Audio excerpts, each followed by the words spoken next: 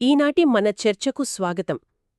ఈరోజు మనం కొన్ని వేల సంవత్సరాలు వెనక్కి వెళ్తున్నాం. అవును. బౌద్ధ సంప్రదాయంలోని కొన్ని పురాతన శ్లోకాలను పరిశీలిద్దాం. హ్మ్. వీటిని సోమమిత్త థేరగాథ అంటారు.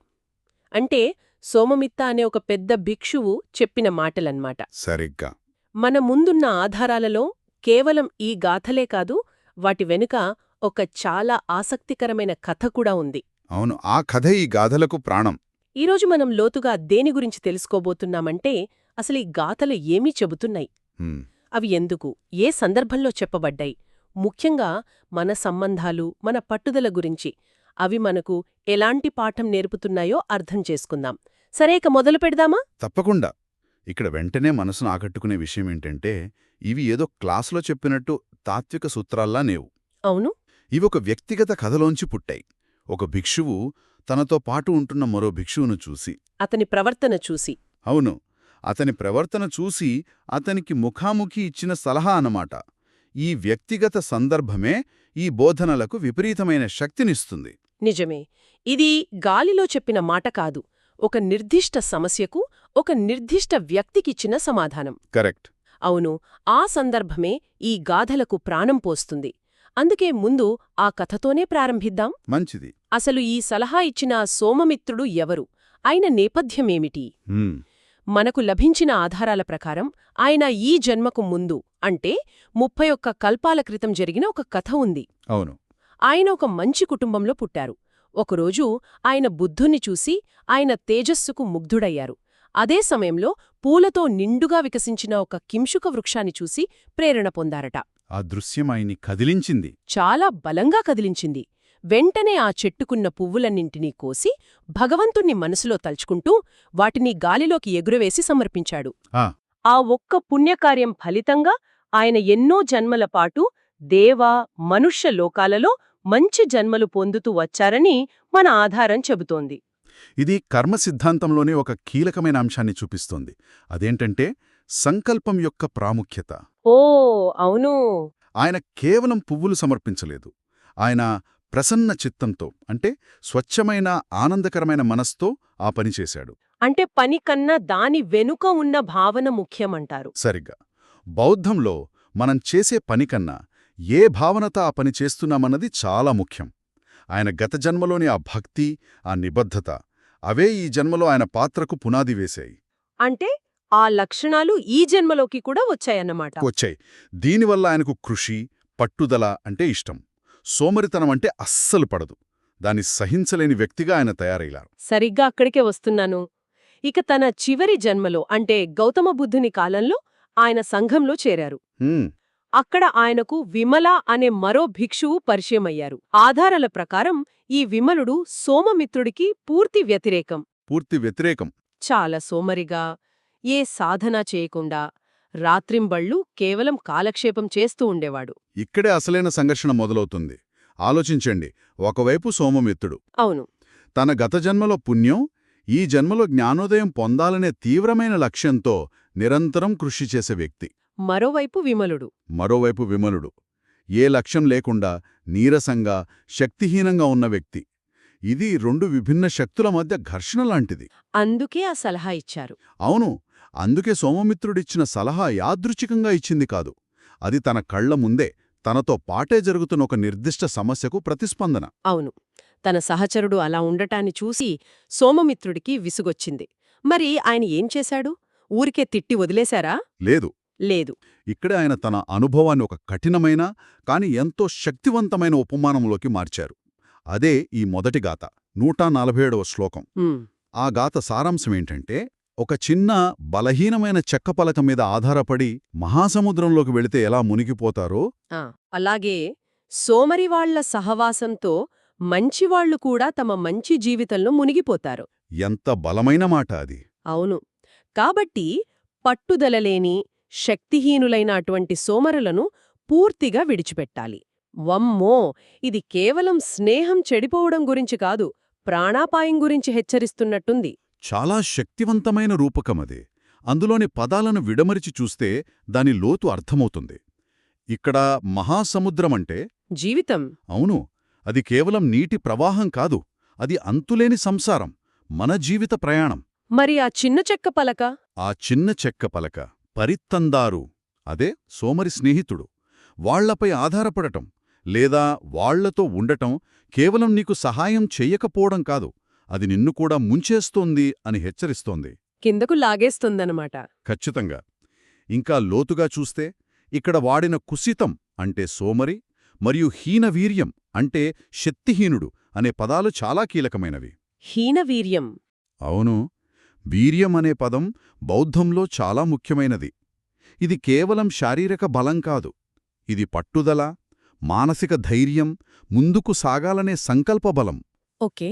కాబట్టి హీనవీర్యమంటే కేవలం బద్ధకస్తుడు కాదు, సంకల్పం చచ్చిపోయిన వ్యక్తి. అలాంటి వాళ్లతో ఉంటే నీ సంకల్పం కూడా చచ్చిపోతుంది అని దాని అర్థం. ఒక నిమిషం. పూర్తిగా విడిచిపెట్టండి అనడం చాలా కఠినంగా అనిపించడం లేదా? అనిపిస్తుంది.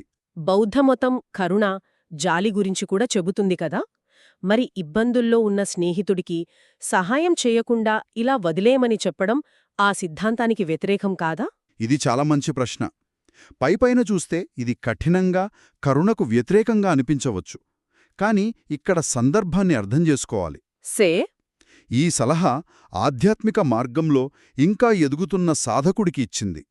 ఇంకా పూర్తిగా జ్ఞానోదయం పొందని వ్యక్తి బలహీనమైన వాళ్లతో ఉంటే వాళ్లను మార్చలేకపోగా వాళ్లను పైకి తీసుకురావడం కంటే తనే వాళ్లతో పాటు కిందకి జారిపోయే ప్రమాదమెక్కువ.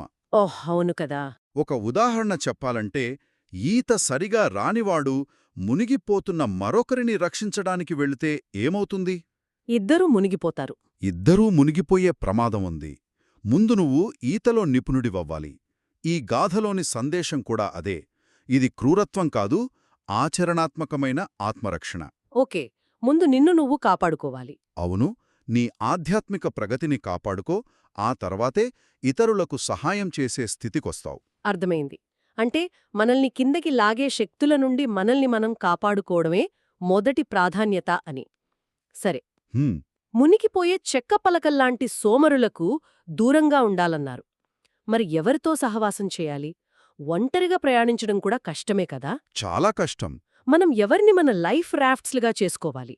దీనికి సమాధానమే రెండవ గాథ 148వ శ్లోకంలో ఉందనుకుంటాను. అవును, అక్కడే ఉంది. దాని సారాంశం ఇది: ఏకాంతాన్ని ఇష్టపడే ఆర్యపురుషులతో, నిశ్చలమైన పట్టుదలగల ధ్యానపరులతో, ఎల్లప్పుడూ దృఢంగా శక్తివంతంగా ఉండే పండితులతో సహవాసం చెయ్యాలి. ఇది మొదటి శ్లోకానికి పూర్తి పరిష్కారం లాంటిది. అవును, పూర్తి భిన్నమైన, సానుకూలమైన చిత్రాన్ని చూపిస్తుంది. ఖచ్చితంగా. ఇది ఒక ఆదర్శ సహచరుడు లేదా గురువు లేదా స్నేహితుడు ఎలా ఉండాలో వివరిస్తుంది.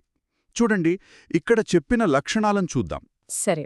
మొదటది పవివిత్తేహి అరియేహి, అంటే ఏకాంతాన్ని ఇష్టపడేవారు, ప్రాపంచిక విషయాల్లో అనవసరమైన గందరగోళంలో చిక్కుకోనివారు. వాళ్ల మనసు ప్రశాంతంగా ఉంటుందన్నమాట. అవును, స్పష్టంగా ఉంటుంది.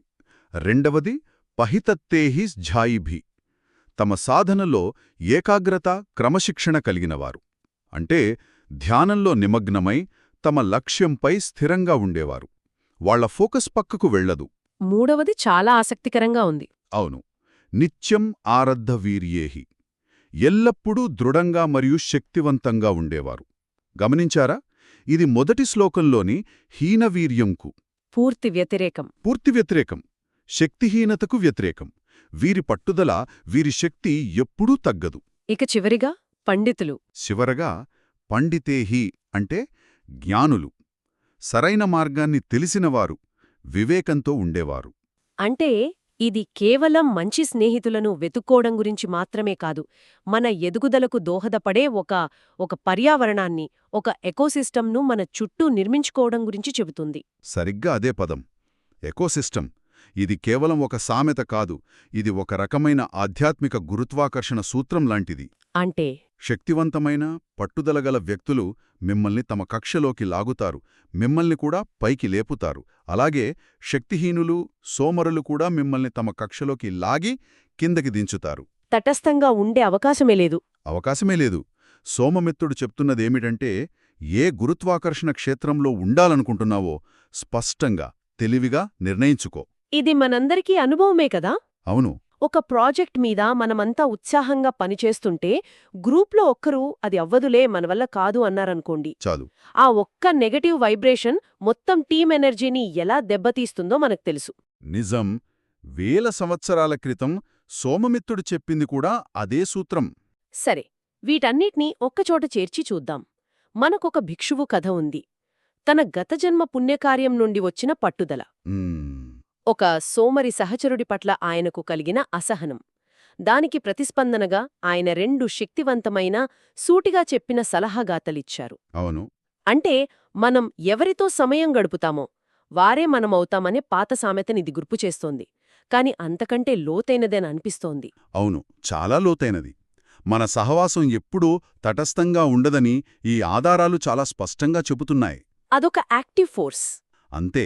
అది మనల్ని పైకి లాగుతుంది లేదా కిందికి నెట్టేస్తుంది. మధ్యస్థంగా ఉండడమనేది అసాధ్యం. సోమమిత్రుడి ప్రయాణమే దీనికి గొప్ప నిదర్శనం. ఎలా? స్వచ్ఛమైన మనసుతో పువ్వులర్పించడం నుండి ఎన్నో జన్మల సాధన తర్వాత అర్హతుడిగా మారడం వరకు ఆయన ప్రయాణం నిరంతర కృషికి, అంటే ఆ వీర్యాకి నిలువుటడ్డం. నిజమే. విమలుడికి ఆయన ఇచ్చిన సలహా కేవలం పుస్తకాలలో చదివిన జ్ఞానం కాదు. అది ఆయన స్వంత అనుభవం నుండి, ఎన్నో సాధనల నుండి పుట్టింది. అందుకే అంత పవర్ఫుల్గా ఉంది. అందుకే ఇది చాలా ఆచరణాత్మకమైన జ్ఞానం. మీ సహవాసాన్ని, మీ స్నేహితులను చాలా జాగ్రత్తగా ఎంచుకోండి. ఎందుకంటే మీ పురోగతి, మీ విజయం, మీ శాంతి అన్నీ దానిపైనే ఆధారపడి ఉంటాయి.